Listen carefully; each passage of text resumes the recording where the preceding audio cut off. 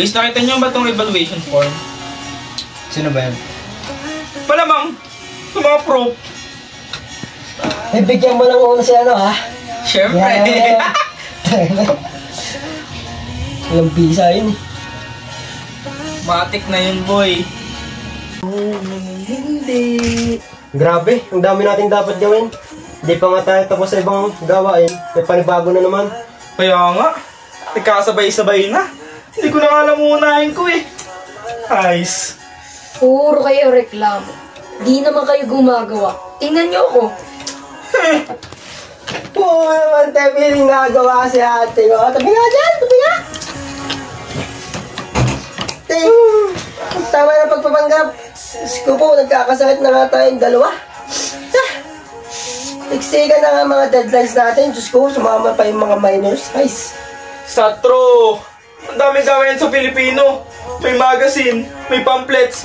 Ang dami pang activity. Puro ka dyan. Mayroon pa tayong interview sa industrial.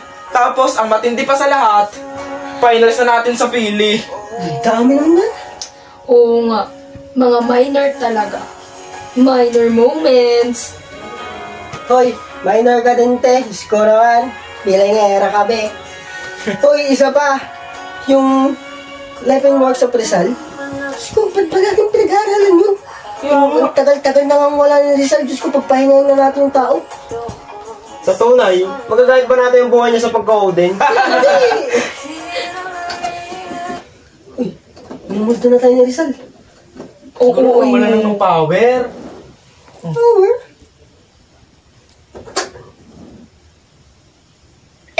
Hala, patay yung laptop nyo. Sa cellphone walang power. Narinig nyo ba yun? Ang lakas. Lakas. Lakas. Ano ba yan?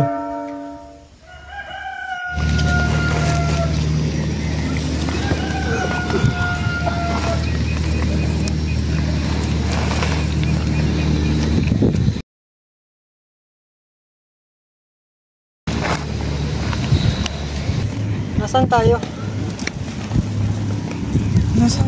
Nasa langit na ba tayo? Sa naginip ba tayo? Dito papunta sa langit. Seryoso? Paano tayo makakabalik na ito? Hindi ko alam. Gusto ba tayo? Mga magkopras ba yun? Saan? Kawawa naman sila. Grabe talaga. Sasama ng mga Takot trato tayo. nila. Baka makita nila tayo. Ang ingay.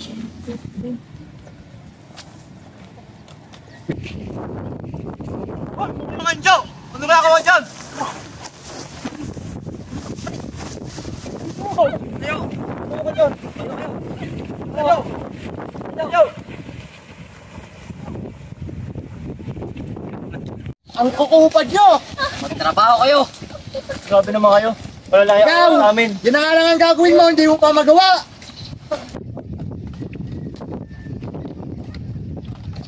Hindi nga dyan!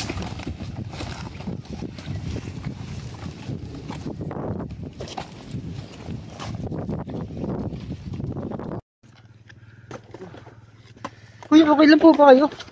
Okay lang akong Upo iyo. muna kayo. Wala na akong magagawa. Kundi sundin ako mag-restigil. Pahinga po muna kayo. Siguridado kaligtasan namin na nakasalalay kung di namin sila susundin. Grabe naman po yun. Siguro, malaki ang sinasahod nyo dito. Sa hirap ba naman ng trabaho? Baguhan siguro kayo dito, mga ihot-iha. Di nga namin alam kung kumikita pa kami. Sala sa walang kita, di pa nga sapat para sa pamilya namin. Eh, bakit po kayo pumapayag na magtrabaho kung wala naman po kayo napapala? Paano nyo po nasusustentuhan ang inyong pamilya? Gusto namin tumanggi pero malaking kabayaran. Maaari kami mga pahabak kung di namin sila susundin. Una, yutahin nila kami ng malaki. At pinakamalala, maaari nila kami patayin. Mas gugustuhin na lang namin ang pakapakan na aming karapatan. Kung ang kapalit ito ay makakasama namin pamilya sa pabulit. Grabe. Titiis na pong lahat yun. Wala akong ibang masabi. Gawin na lang natin ating trabaho. Sa ganun, hindi tayo pagpinitan ng mga Espanyol.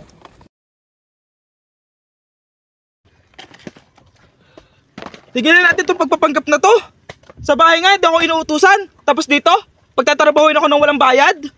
Magiging kwento na lang ata tayo, guys. Mahimatay na ako sa sobrang init. Hindi ko malang nadalhin yung unipan ko. Guys, what if tumakas na lang tayo? Oo nga.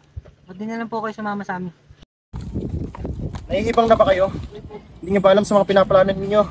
Parang nilagay na namin ang aming mga paa sa hukay. Mag-iingat kayo kung buo na ang pasyon ninyo. Kaawaan sana kayo ng mahabang angels.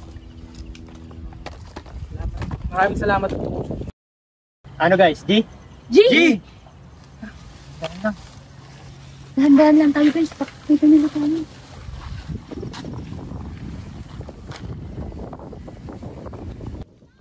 Mataas sa mga inyo! Abulin nyo!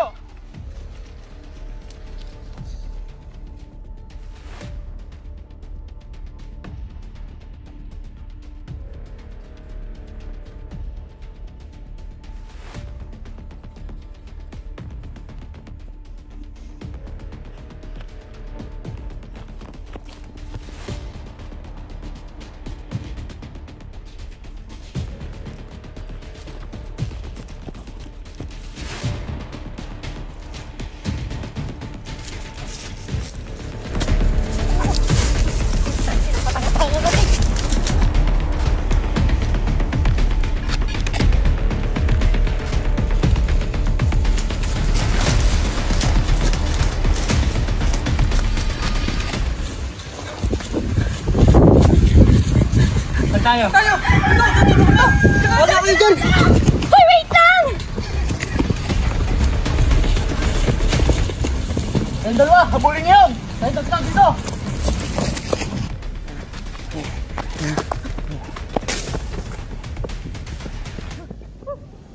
Bilis! Bilis! Bilis!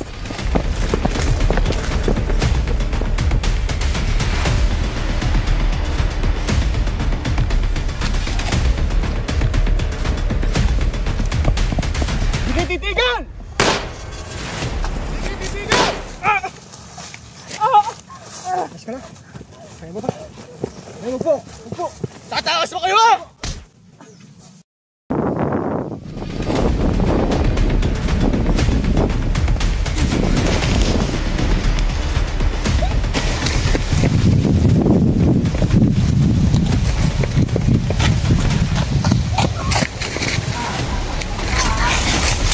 Tatakbo ka pa ha?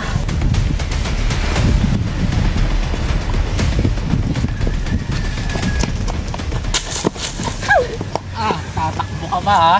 Ano ka dito? Wag! Dito!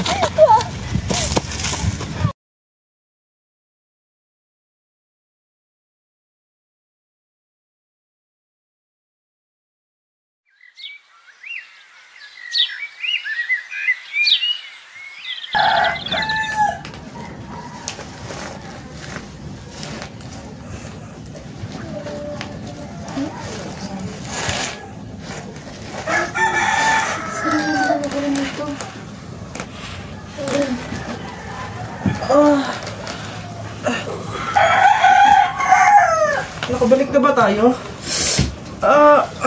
Naharap na siguro ako sa amin. Gising na pala kayo. Tumayo kayo sa hapagkainan kapag maayos na kanyang pakiramdam. Sino po kayo? At nasaan po kami? Isa po kayo sa sundalo? Kayo ay nasa dapitan. Pinatapon kayo sapagkat kayo ay nagkasala kung ano ay hindi ko alam. Hinarapat ko sa mga gobernador general na patuloyin kayo sa aking tahanan sapagkat kaawa kayo ng aking madatnan sa kamay ng mga sundalo.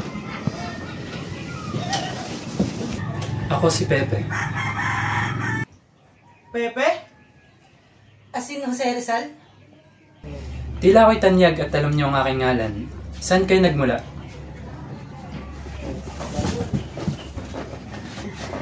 Hala! Buhay siya! Ako'y buhay nga. Mga gutom lamang kayo. Ang totoo po niyan, galing po kami sa future. At kilala po kayo sa aming panahon. May subject pa nga po kami na tungkol sa inyo. Tila mahirap paniwalaan ang inyong tinuran. Totoo nga po. Tampok na nga po ang aming gawain sa paralan at di po namin alam bakit po kami napunta rito. Sa katunayan, ang hirap nga po ng subject nyo eh. Eh, ang layo-layo po sa kurso namin. Kaya nga po, hindi nga po namin alam kung bakit kailangan pang balik-balikan ng nakaraan. Ang alam ko po kasi, pag nakaraan na, hindi na kailangan balikan. Ay, hugot!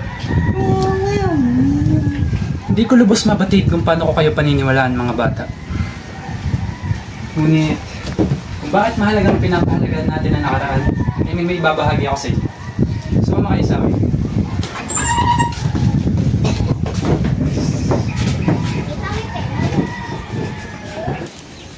Sinasamantala ng mga nasa posisyon ang kanilang kapangyarihan upang pakinabangan ang pinaghirapan ng taong bayan.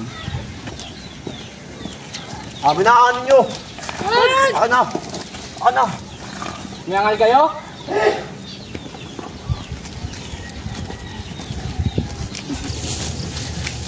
Sa panahon ngayon, tanging ang may pera lamang ang nakapag-aral. Importante talaga ang edukasyon. Natatandaan po yung sinabi nyo na ang kabataan ng pag-asa ng bayan. Ngunit, paano ang kabataan ng pag-asa ng bayan kung sila lamang mayayaman na may pribilehiyo mag-aral? Samantalang ang may hirap ay tamang tingin na lamang.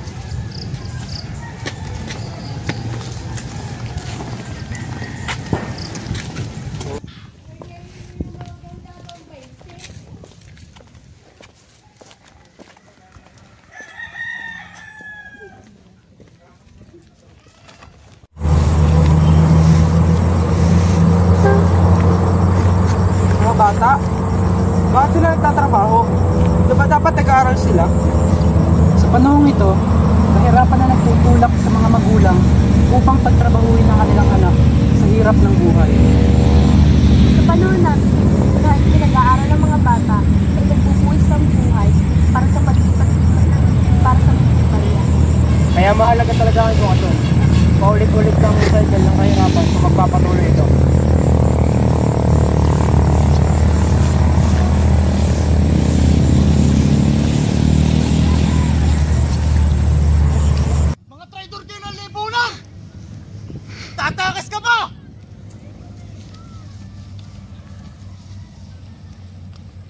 Gaya ko, ako ay biktima rin ng kawalang hustisya. Marami sa ating mga kababayan ang hinahatulan at pinapatay nang hindi dumadaan sa wastong proseso. Noon man o ngayon, mayayaman at nasa kapangyarihan lamang ang nakikinabang sa hustisya. Samantalang ang mahihirap at nasa laylayan ang biktima ng katarungan. Maraming buhay, pangarap at pamilyang nadamay. Ang mga ganit sa kapangyarihan ay gumagawa ng desisyon na tila tumataboy sa ating halaga bilang tao. Nakakakilabot isipin na kahit sa kasalukuyan, nangyayari pa rin ito. Ang daming namamatay sa war on drugs na walang malinaw na ebidensya. Wala ng trial, wala ng paliwanag. Mga kababayan, hindi dapat natin pinapalagpas ang ganitong kawalang hustisya. Isang beses lamang tayo mamamatay at kung hindi mamatay ng maayos, ay mawawala ang isang oportunidad na kailan may hindi na madaratnan pa. Consumatum est.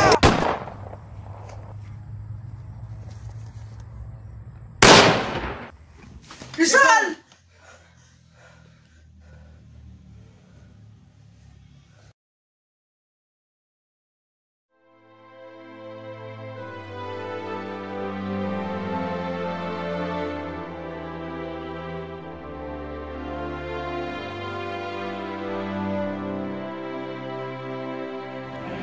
Sa kabila ng paglipas ng panahon, tila nananatili pa rin ang mga sugat ng nakaraan. Ang mga isyong ating nararanasan noong panahon ng Espanyol, kagaya ng pang-aabuso ng mga nasa kapangyarihan, kawalan ng katarungan, kahirapan at pagkakait sa tunay na kalayaan, ay patuloy na sumasalamin sa ating kasalukuyan. Ngunit ang kasaysayan ay hindi lang paalaala ng nakaraan, kundi isang panawagan sa ngayon. Kung tunay nating hangad ang kalayaan, hindi sapat ang maghintay. Kailangan nating kumilos, magkaisa, at ipaglaban ang isang lipunang makatarungan para sa lahat. Ang pagbabago ay magsisimula sa atin.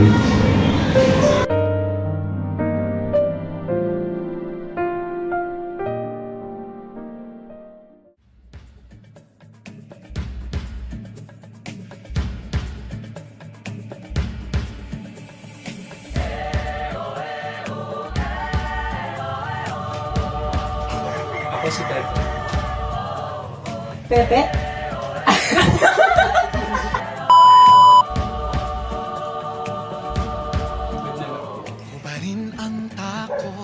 Ako si Pepe.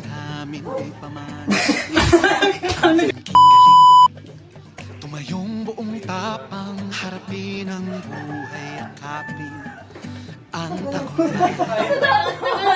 Tulungan ang kakauwi ang halaga, wag